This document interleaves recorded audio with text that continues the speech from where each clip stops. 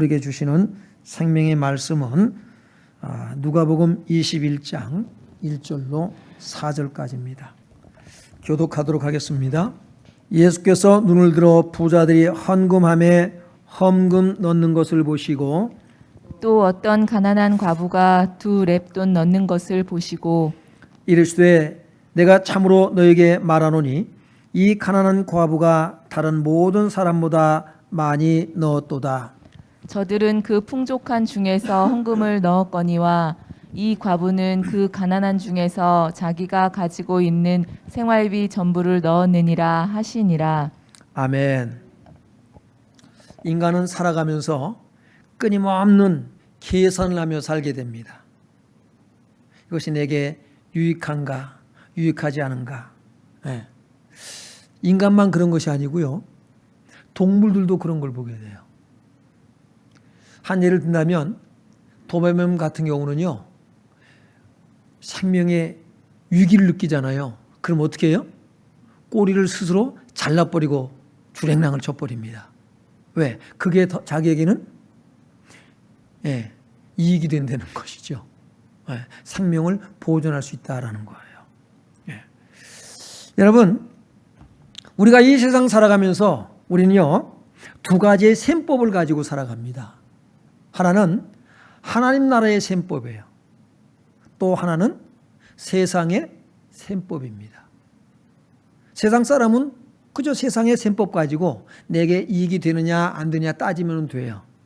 물론 우리도 이익이 되는 거냐 아니냐를 따지는데 우리는 하나님 나라의 셈법을 가지고 살아가야 된다라는 생각을 갖습니다. 다시 말해서 뭐냐면 우리가 어떤 것을 판단할 때 셈을 하게 되고 또 판단하게 되잖아요. 그렇죠? 그러면 세상의 기준으로 판단할 것이냐 하나님의 기준으로 판단할 것이냐 그건 어느 잣대를 우리가 사용할 것이냐가 매우 중요합니다. 오늘 예수님께서는요 철저하게 하나님 나라의 셈법으로 하나님 나라의 잣대를 가지고 예수님은 살아오신 것을 볼 수가 있습니다. 그래서 성경은 우리가 보면은 굉장히 그래서 역설적인 게 많아요. 이게 아닌데 그런데 성경은 그것을 주장하고 있어요. 그렇게 행하고 있어요. 그런 일들이 많이 있는 것을 보게 됩니다. 그럼 왜 거기서 우리는 많이 갈등을 하게 돼요? 왜 이렇게 하시지? 그것이 하나님 나라의 잣대이기 때문에 그렇게 한다는 거예요. 오늘 하나님 나라의 셈법에 대해서 말씀하시는데 오늘 가난한 과부가 드린 헌금 여기서 우리는 하나님 나라의 셈법을 발견할 수가 있습니다. 자, 예수님께서 눈을 들어 부자들이 헌금함에 헌금 넣는 것을 보시고 라고 말씀하고 있어요. 1절에 보니까 2절에 보면 또 어떤 가난한 과부가 2렙돈 넣는 것을 보셨다라고 말씀하고 있습니다. 부자가 헌금함에 헌금을 넣습니다. 그리고 아주 가난한 과부가 헌금을 넣습니다. 이것을 보시고 예수님께서 뭐라고 말씀하시냐면 이르시되 참으로 너에게 말하노니 이 가난한 과부가 다른 모든 사람보다 많이 넣었도다 라고 말씀하고 있어요. 여러분 동의하십니까? 과부가 많이 넣었어요? 끄덕끄덕 하시는 분이 있어요. 그건 어느 기준입니까 도대체가? 2렙돈이면요 얼마냐면 우리가 쉬운 예로 노동자 하루 품값에 껌값밖에 안 되는 거예요. 그러니까는 이걸 정확하게 액수를 우리가 정할 수는 없어요. 그 당시에 기준을 가지고 지금 우리가 셈법을 해도 거의 맞지가 않는데 아무튼 노동자의 하루 품삯이 한 달란트라면 이 2렙돈은요 껌값이에요. 그럼 어느 정도 되느냐? 껌이 얼마예요? 한 1,000원 하지요. 1,000원에서 한 2,000원, 2,000원밖에 안 되는 액수라고 하는 거예요. 그거밖에 하지 않았다고요. 그래서 당연히 누가 많이 한 거예요? 부자들이 훨씬 많이 했죠. 그런데 예수님은 헌금함에 헌금 넣는 것을 예수님께서 보셨다라고 말씀하고 있어요. 한 1, 2천 원밖에 안 했는데 근데 예수님은 다른 사람 모든 사람보다 이 과부가 더 많이 헌금을 했다라고 말씀하십니다. 이해가 되세요? 여러분 동의하세요? 동의할 수가 없잖아요. 우리가 연말 정산하잖아요. 그렇죠? 연말 정산을 합니다. 그러면은 여러분이 이제 헌금을 얼마큼 했는지가 다 나와요. 그럼 여러분 어떻게 해요? 내가 헌금을 많이 했구나, 적게 했구나. 이걸 따지잖아요. 뭘 보고요? 그 액수를 보고 따져요. 이것이 세상의 셈법이에요. 하나님 나라의 셈법은 그렇지가 않다라는 거예요. 그것을 오늘 말씀해 주고 있어요. 4절을 한번 보겠습니다. 4절. 저들은 풍족한 중에서 헌금을 넣었거니와, 저들은, 그 부자들은 그 풍족한 중에서 헌금을 넣었거니와 그랬거든요. 그러니까는 풍족하다는 것은 뭐예요? 부족함이 없어요. 차고 넘치는 걸 얘기해요. 그러니까는 그들의 그 풍족함 중에 일부예요.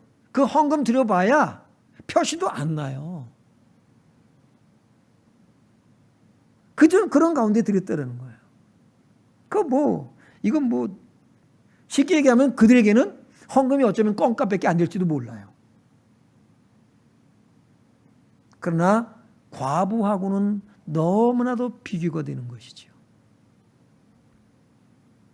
그런데 과부는 어떻게 했다고 그랬어요? 그 가난한 중에서 자기가 가지고 있는 생활비 전부를 넣었다라고 말씀하고 있습니다. 풍족한 중에 헌금을 드린 부자들, 이들이 이 가난한 과부가 헌금하는 것을 보고 그들은 뭐라고 생각했을까요? 뭐라고 말하고 뭐라고 생각했을까? 이 과부의 형편을 압니다. 어떻게 할까요? 아마 그렇게 긍정적이지 않을 수 있습니다. 주제 파악도 못하고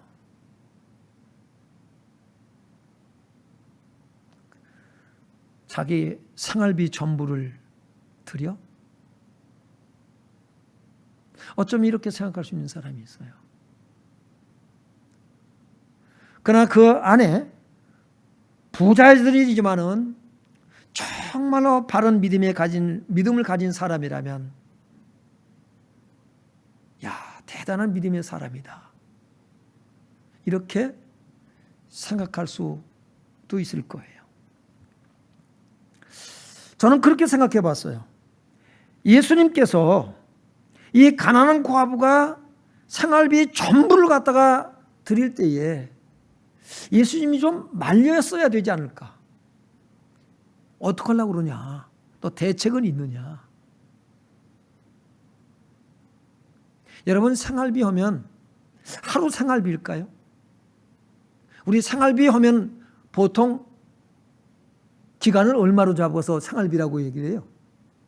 적어도 한 달 보통 그렇게 생각하잖아요. 그죠? 여러분, 이 과부는 직장 다니는 사람이 아닐 것입니다. 그 당시에 과부는요, 직장 다닐 수가 없어요. 지금은 이혼을 해서 혼자 살아도 정부에서 도움도 주고 또 직장을 가질 수 있고, 그래서 덜 걱정이 되지만 그 당시에는요, 과부가 되었다, 남편을 여였다 그러면은 이거는 살아가는 것이 너무나도 막막한 거예요. 그런 과부입니다. 그래서 성경에도 뭘 말씀하고 있나요? 추수 때가 되면 어떻게 하라고 그래요? 다 추수하지 말고 끄트머리 남겨놔라. 그리고 추수하다가 이 곡식단을 갖다 이렇게 흘려 보내기도 하고, 또는 떨어뜨린 거는 어떻게 해요? 그거는 줍지 말라. 왜요? 과부들을 위해서. 고아와 과부들을 위해서, 나그네들을 위해서 그렇게 하라고 말씀하십니다. 그만큼 과부가 살아간다는 것은 너무나도 힘들고 어려운 거예요. 이 과부는 하루하루 근근히 여러분 살아갈 수밖에 없는 그런 사람이었을 거라고요. 그런데 이 사람이 가지고 있는, 이 과부가 가지고 있는 2렙돈, 그것 다 드렸다는 것입니다. 내일에 대해서는 생각할 수조차도 없는 거예요.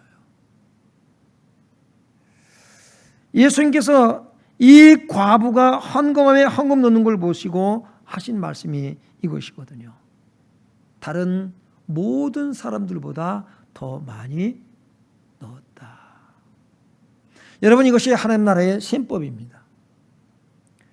여러분, 이것이 예수님께서 판단하시는 판단의 기준이에요. 이게 잣대입니다. 뭘 볼까요? 세상의 셈법은 양을 따져요.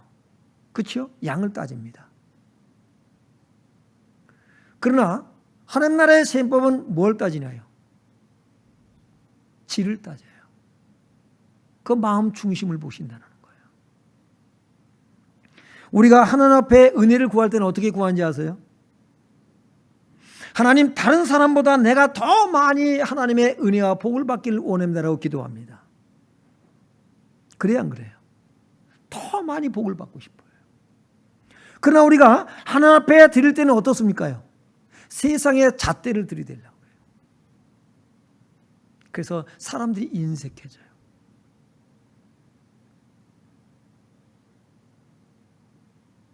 이 세상의 셈법은 똑같이 평등하게 공평하게 이런 셈법을 많이 적용합니다. 그러나 하나님 나라의 셈법은 그렇지가 않다라는 거예요. 이 가난한 과부는 정말로 여러분 어떻습니까? 목숨과도 같은 돈을 그 나머지 가지고 있는 그게 생활비 전부라는 거예요. 남들 껌값도 안 되는데. 여러분 한 끼 밥값도 안 돼요. 그것마저 하나님 앞에 드렸다라는 것입니다. 구약시대 때는요, 하나님 앞에 제물을 드릴 때에 소나 양을 드리라고 말씀하고 있어요. 그러나 그럴 만한 형편이 되지 않으면 뭘 드려요? 비둘기 한 쌍을 드리라라고 말씀하고 있어요. 또 그럴 형편도 안 되면 어떻게 해요? 고운 가루를 드려라라고 말씀하고 있습니다. 그러니까 좀 형편이 나은 사람은, 그런 사람은 어떻게 드려야 돼요? 소를 잡아 드리는 거예요. 왜 나는 소를 드려야 됩니까? 이게 세상의 셈법이에요. 똑같이 나도 양이나 염소를 드려야지 왜 나는 소를 드립니까? 하나님 이것을 기뻐하지 않으신다는 거예요. 하나님 나라의 셈법입니다. 우리가 믿음 생활하면서 우리는요, 세상의 셈법을 가지고 믿음 생활도 동일하게 하려고 하는 그런 생각들을 많이 갖고 있습니다. 왜요? 세상의 습성을 그대로 갖고 있기 때문에요.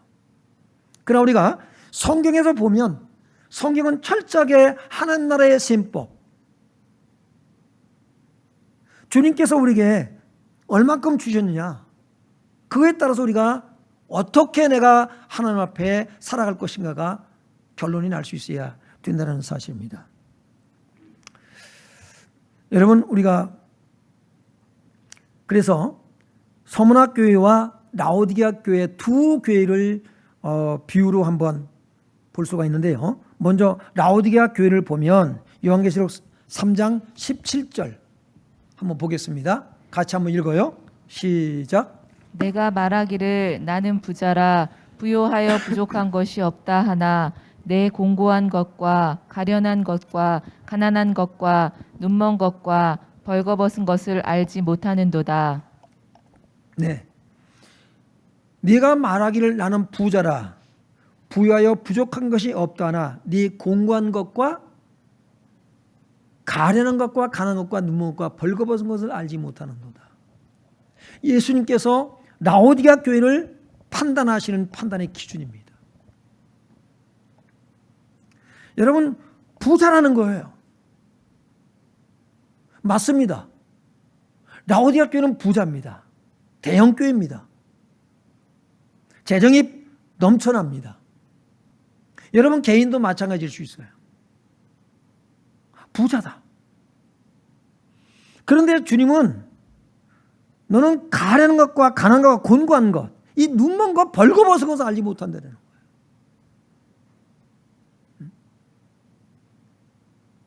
그들은 뭡니까요? 그들이 하나님 앞에 무엇을 어떻게 하며 살아가야 될 것인가, 이 답이 나오지 않았다는 것이죠. 서문학 교회는 어떻습니까? 요한계시록 2장 9절에 보니까요.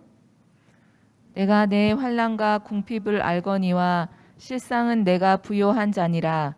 자칭 유대인이라 하는 자들의 비방도 알거니와 실상은 유대인이 아니요 사탄의 회당이라. 네. 서문학 교회는 가난한 교회예요. 그들에게는 환난이 있습니다. 교회가 너무나도 작고 가난한 교회예요. 환난이 있는데 교인들이 그 교회에 머물러 있겠냐고요. 쉽게 가면 알짜배기만 남아있는 거예요. 알짜배기만. 그런데 가난한 사람들이라는 거예요. 그 교회를 향해서 예수님이 하시는 말씀은 뭐예요? 실상은 네가 부유한 자니라 라고 말씀하고 있어요. 부유한 자니라. 뭘 보신 걸까요? 영적인 상태를 보시는 거예요. 영적인 상태. 라오디게아 교회의 영적인 상태, 서문학 교회의 영적인 상태. 누가복음 12장 48절에 보면은 많이 받은 자에게서는 많이 찾을 것이요 라고 말씀하고 있습니다. 적게 받는 자에게는 적게 찾을 것이고요. 여러분이 하나님으로부터 많이 받았습니까? 하나님 많이 찾을 거래요. 여러분, 이것이 하나님의 공평입니다. 여러분, 이거는 우리가 세상의 가치를 보면, 세상의 기준으로 보면 이거는 불평등한 거예요. 그렇죠? 똑같이 받아야죠. 그러나 여러분, 하나님 나라의 공평함, 평등이란 이런 것이다라는 거예요. 많이 받은 자에게는 많이. 너는 적게 받으니까 적게 내도 돼. 우리 목사님들 청목 축구팀에 목사님들의 회비와 전사님들의 회비가 차이가 있어요. 목사님들은 1년에 20만 원, 전사님들은 10만 원. 차이가 있어요. 그리고 또 기준은 안 정했지만 주로 이제 거기서 나이 많은 선배들은 늘 즐겨 밥을 사고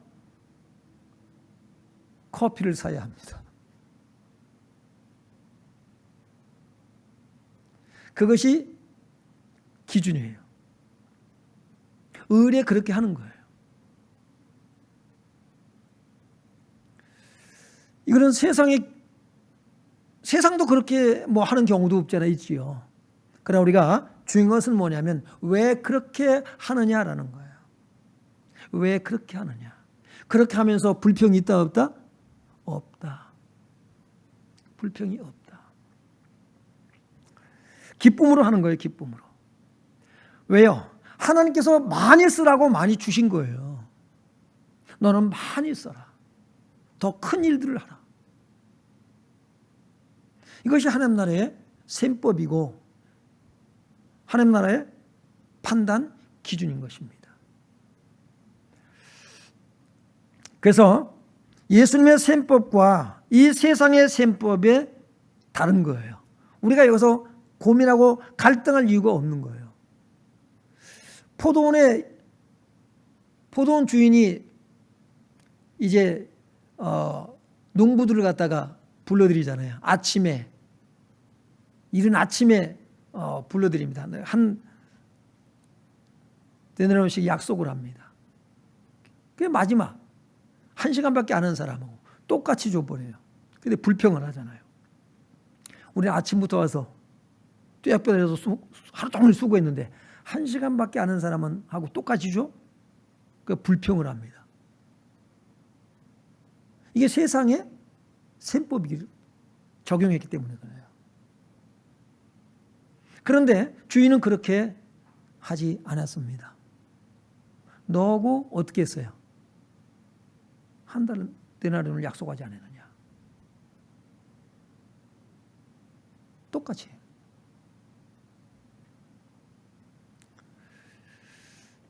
우리가 무엇을 봐야 되냐면 사실 손해는 누가 보는 거예요? 주인이 보는 거예요. 그게 똑같이요.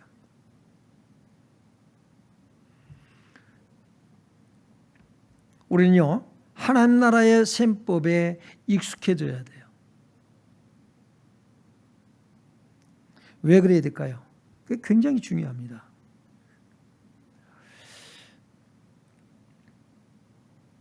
누가복음 12장 21절이면 자기를 위하여 재물을 쌓아두고 하나님께 대하여 부여하지 못한 자가 이와 같으니라. 자기를 위하여 재물을 쌓아둡니다. 이 부자가 어떻게 됩니까? 내가 오늘 밤 네 영혼을 취하겠다고 말씀하시잖아요. 그러면 네 것이 누구시 되겠느냐? 하나님께서 그에게 대풍을 맞이하는 축복을 주셨습니다. 그것을 어디에 쓸 것이냐? 자기를 위해서 쌓고 사용한다는 거예요. 아까 우리 권사님 기도하신 것처럼 우리가 사나 죽으나 누구의 거예요? 누굴 위해 살아요? 우리가 살아도 주를 위해서, 죽어도 주를 위해서 죽나니. 그런 거예요. 우리는 주를 위해서 살아가는 삶이 되길 주 이름으로 축원합니다. 이 가난한 과부가 어떤 이유로 생활비 전부를 드릴 수 있었을까요? 이렇게 드리면 예수님께서 나를 엄청나게 부어주실 거야. 우리가 그렇게 생각할 수 있을 수 있어요. 그랬던 기사가 있어요, 없어요? 내용이 없습니다. 그런 말씀이 없어요.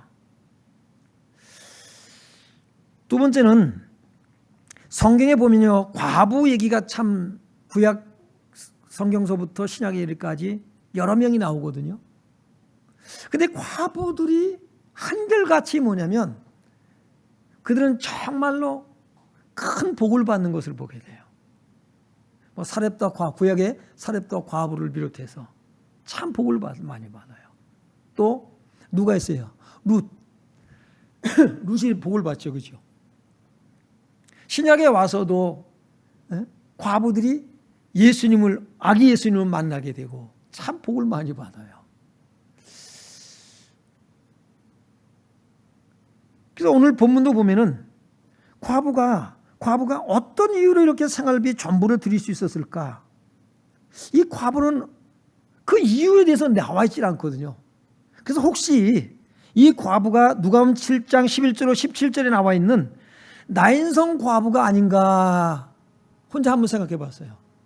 나인성 과부가 그에게 아들이 하나 있거든요. 그 아들이 죽습니다. 그래서 정말로 통곡을 하면서 아이를 이제 장례 치러 가다가 예수님을 만나서 예수님이 그 아이를 살리잖아요. 근데 그 내용으로 그렇게 끝나고 말아요. 혹시 이 과부가 자기 생활비 전부인 2렙돈을 드릴 수 있었던 이유가 이 나인성 과부가 아니었겠나 라는 추측은 해봅니다. 그래서 그가 자기 생활비 전부를 다 바칠 수 있었지 않았겠는가. 여러분, 이런 어떤 이유가 없이 헌금을 할 수 있을까요? 어쩌면 나인성 과부일 것이다. 아닐지라도 만약에 아니라면 그가 자기 생활비 전부를 갖다가 바치고, 이건 뭐예요? 자기 생명을 바친 것 같은 거예요. 이렇게 할 수 있었던 이유는 무엇일까? 그 이유를 누가복음 19장 8절로 10절에 있는 삭개오를 통해서 한번 답을 찾아봅니다. 삭개오는 어떻게 했나요? 삭개오는 참 자기 동족들로부터 멸시받고 왕따 당하는, 조롱받는 사람이었습니다. 외롭고 고독한 사람이었어요. 그가 예수님을 만났습니다. 예수님께서 삭개오를, 뽕나무 위에 올라가 있는 삭개오를 불러내립니다. 삭개오야, 내려오라. 내가 오늘 네 집에 유하여야 하겠다. 삭개오가 기쁨과 즐거움으로 부지런히 내려와가지고 예수님을 영접합니다. 그리고 그가 어떤 고백을 하나요? 어떤 선언을 하고 있어요. 주여 보시옵소서. 내가 소유의 절반을 가난한 자들에게 주겠사오며 만일 누구의 것을 속여 빼앗은 일이 있으면 네 갑절이나 갚겠나이다.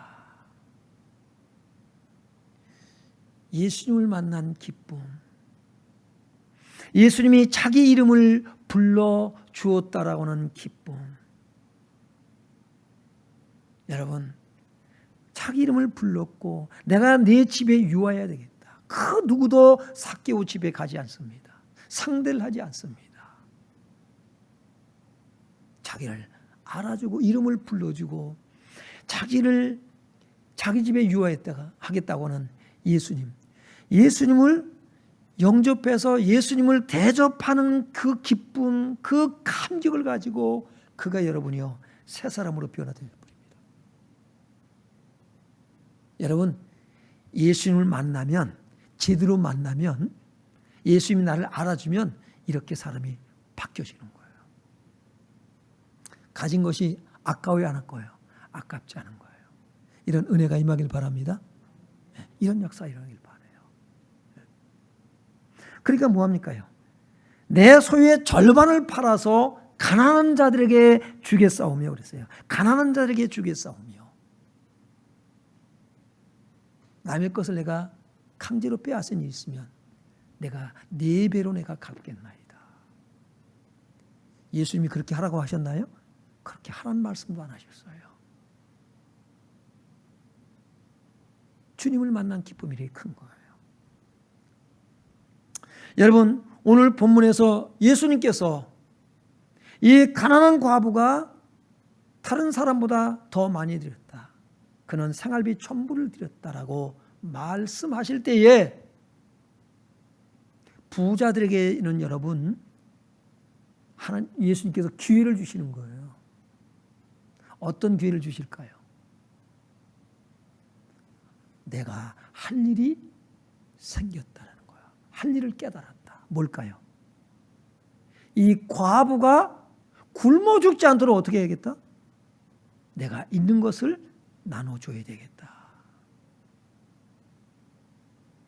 이렇게 깨달아야 돼요.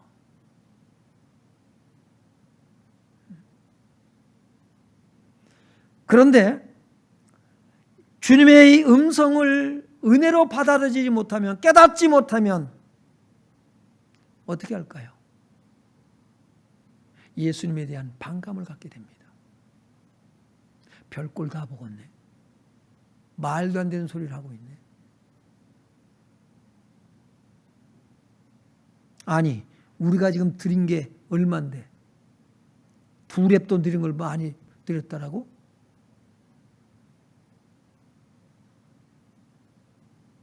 헌금 더 하라는 거요? 이렇게 들릴 수 있어요. 여러분, 우리 누구 것이라고요? 하나님의 거예요.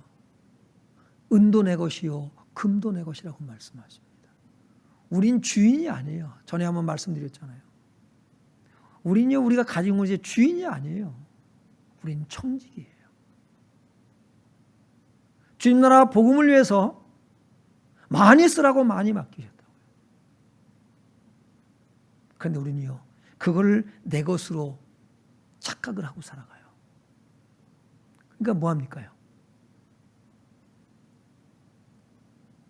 임금이 아들을 보내니까 어떻게 해요? 죽이잖아요.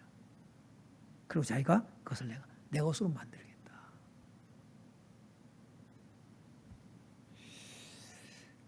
이 본문에서 이 부자들이 깨달아야 될 부분은 바로 이것입니다. 아, 그렇구나. 하나님께서 내게 주인데 하나님 이거 어디다 쓸까요? 이렇게 기도하세요, 여러분. 하나님 제게 오늘 7월 한 달 동안 얼마큼인데 하나님 어디에 쓸까요? 기도해 보시라고요.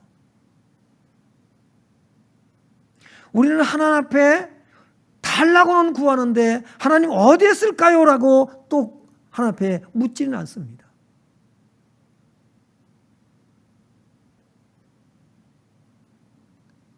우리는 어쩌면 이 부자와 같은 마음으로 신앙생활을 하고 있는지 몰라요.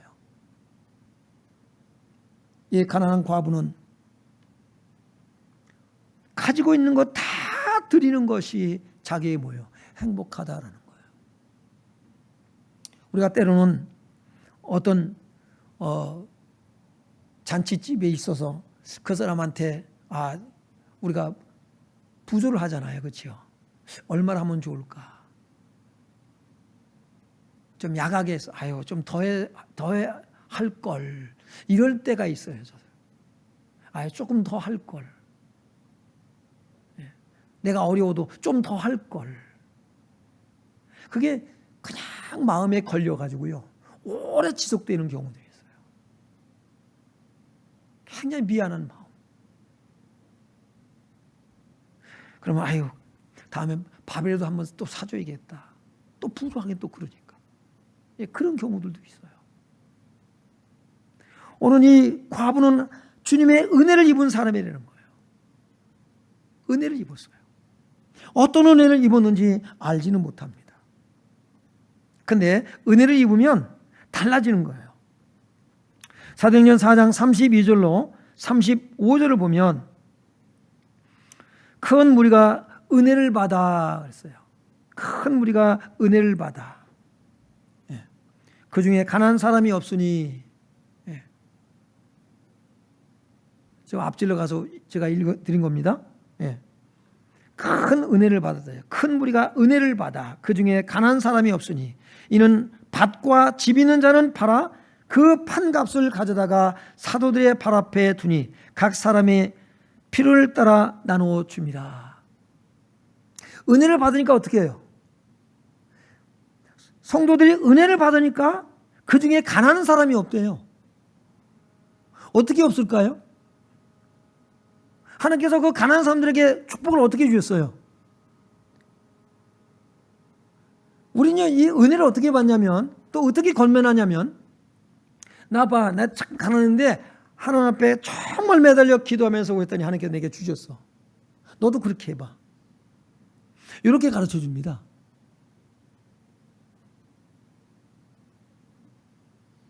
그런데 사도행전 교회는 다르다는 거예요. 왜요? 하나님 나라의 셈법을 가지고 그들은 삶에 적용을 해요. 나 이렇게 기도했더니 하나님이 주셨다? 이건 세상의 셈법이에요.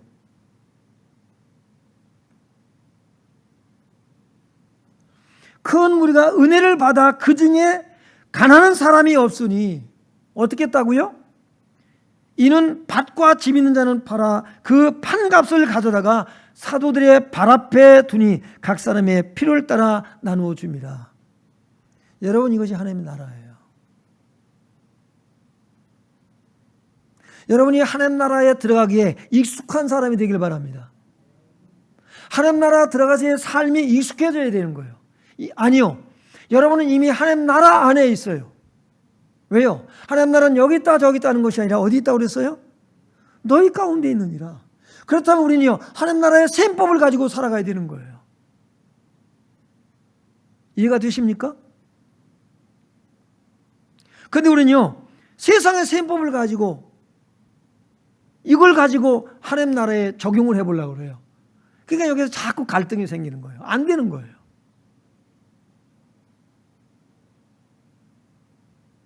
우리는 하나님 나라의 셈법, 하나님 나라의 판단 기준을 가지고요, 하나님 나라의 잣대를 가지고 살아가야 돼요. 그렇지 않으면 성경에서 부딪히는 게 너무 많아요. 예수님이 하시는 말씀이 이게 받아들일 수가 없어요. 이해도 안 되는 거고요.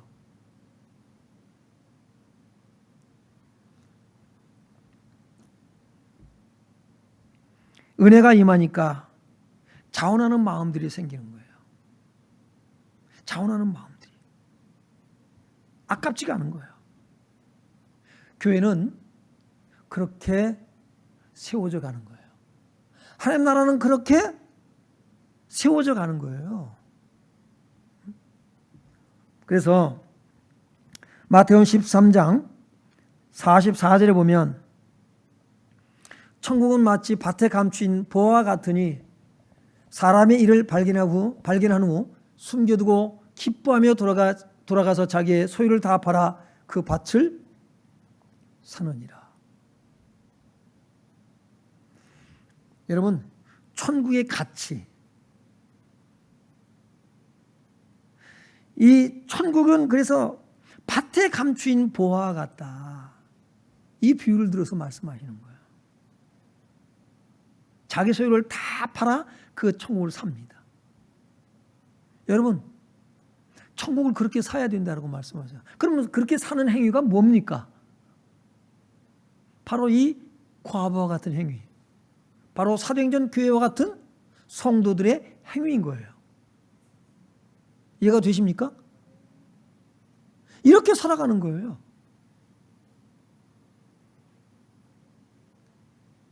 그게 하나님의 나라다.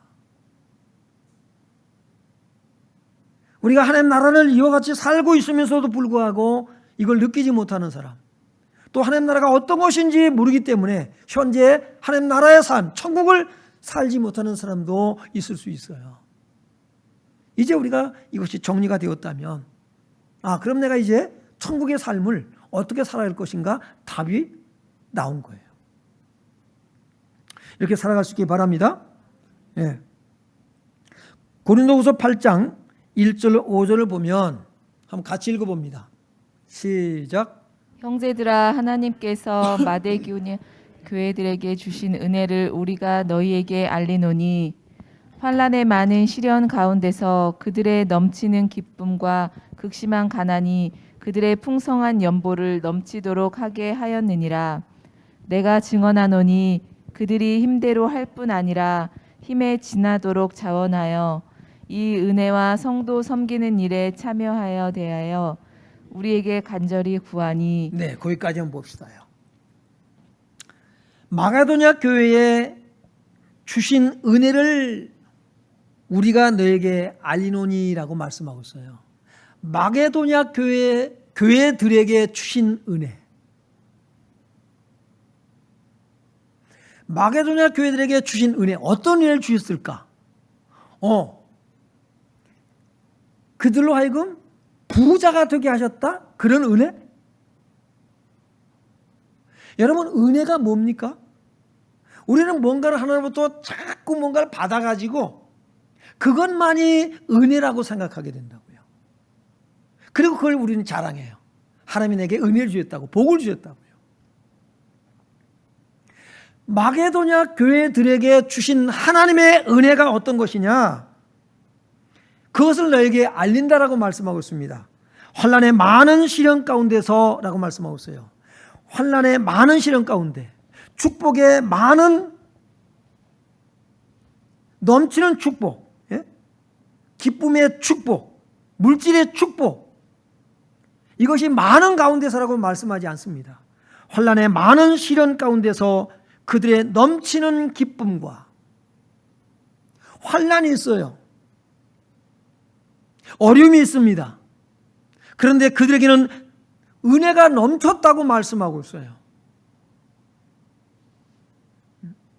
극심한 가난이라고 말씀하고 있습니다. 극심한 가난이 그들의 풍성한 연보를 넘치도록 하게 하였느니라. 여러분, 이렇게 역설적이에요. 말도 안 되는 얘기예요. 어떻게 이게 가능합니까?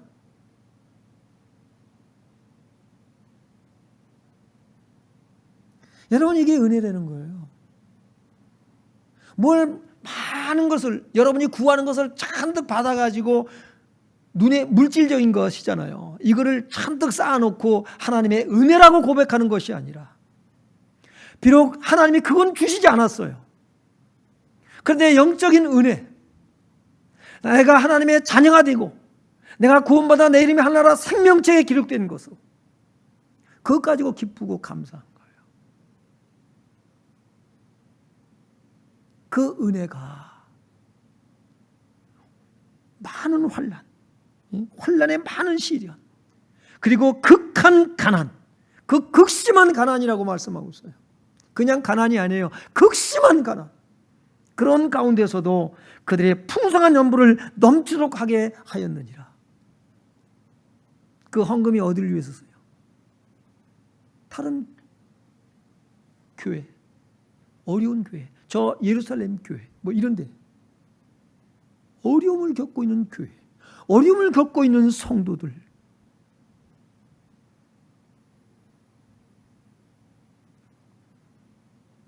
그러니까 여러분,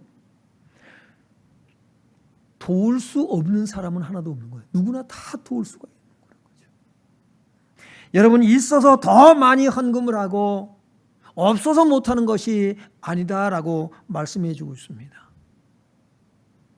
이 사람들은 하나님 나라의 셈법을 가지고 살아가는 사람들이에요.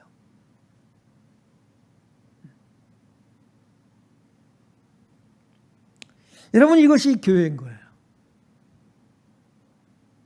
오늘 한국 기독교가, 모든 성도들이 이런 셈법을 가지고 살아간다면 이 세상은 교회를 향해서 돌을 들지 못할 것입니다.